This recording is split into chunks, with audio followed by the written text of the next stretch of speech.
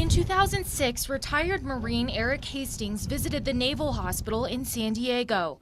The experience changed his life. A young Marine who had lost half of his skull. He had lost both legs and part of one hand. And it was in a darkened room, and he wasn't saying anything. Then and there, Hastings made a promise. If I can get you out of this hospital and get you to Montana, I can make a difference in your life. And I swore then and there that I would do something to bring him to Montana. He kept his word.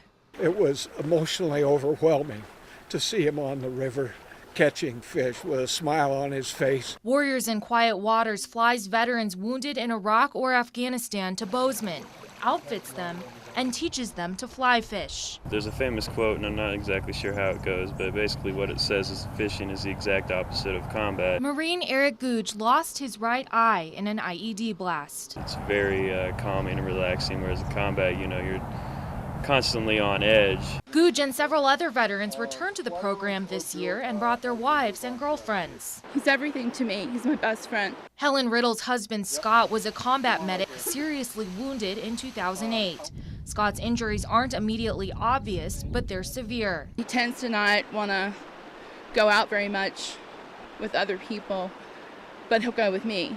So the fact that I got to come this year and learn too, now we can go together. Hastings says that's what it's all about. Somebody who walks away from here realizing, in many cases, that life is worth living. Organizers say hundreds of local volunteers give their time, money, and love. It's also attracted the attention of people beyond the banks of Montana's rivers. James Carafano, a military expert at the Heritage Foundation, cites Warriors in Quiet Waters as the gold standard. Brings you home is when you come back and the community recognizes you and embraces you and you feel worthwhile again.